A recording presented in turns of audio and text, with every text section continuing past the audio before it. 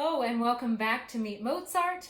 I'm Angie, that's Mozart, and today we're going to be exploring Après, rêve by Gabriel Fauré. And we can be very French when we do it. I think if there's a cliche to describe Gabriel Fauré and his music, I think it would be still waters run deep. He was very active in the musical life of France throughout his entire life. He started studying as a child and then eventually became the organist at a very prominent church. And from there, he went on to become the director at the Paris Conservatory, where he taught many, many students. Fauré was really one of those composers that sort of bridged a gap.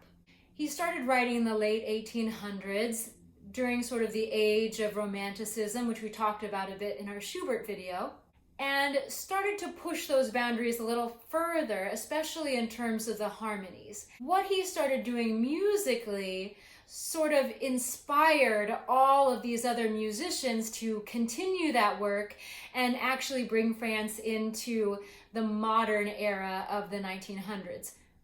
Of course, we're a bit more modern now. It's been 100 years. But at the time, it was modern.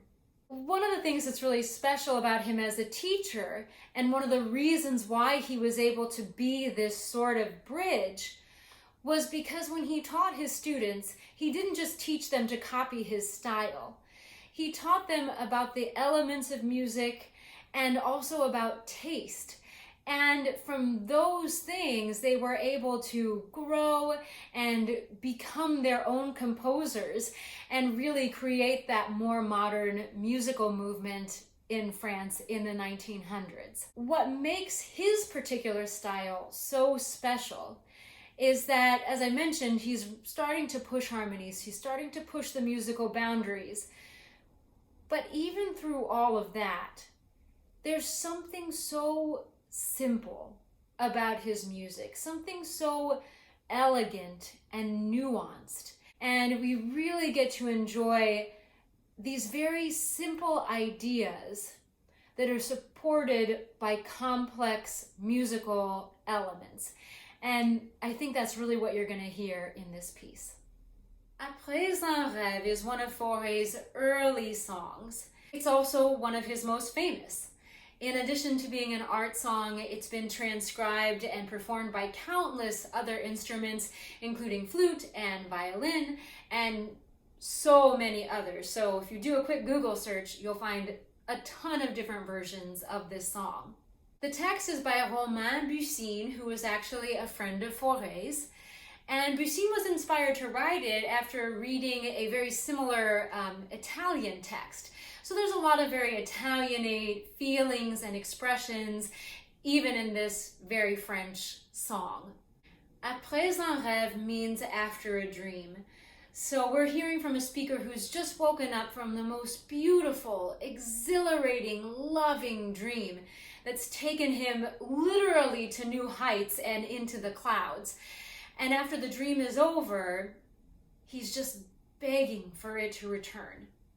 The text has a lot of ebb and flow emotionally. There's really high highs and really low lows. And Fauré meets those emotions through the harmonies. The piano accompaniment is actually pretty simple in terms that it's really just chords the entire time. It's just chord progressions. But through the harmonies, we experience those really tender moments, and then it builds through to those more passionate experiences that the dreamer is having. But the thing about Fauré is that no matter how passionate it becomes, it always feels nuanced. It always feels a bit tethered.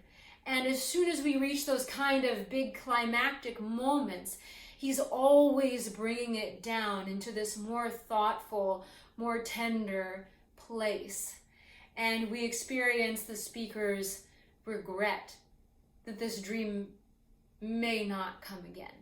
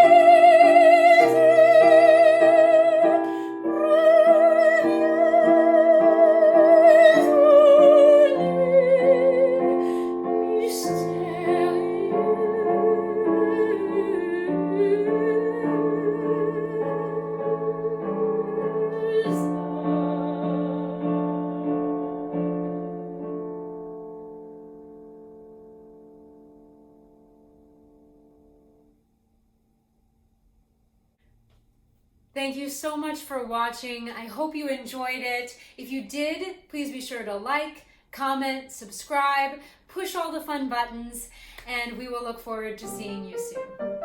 Bye. The text has a lot of highs and lows. It really ebbs and flows. That's a poet, and I didn't even know it.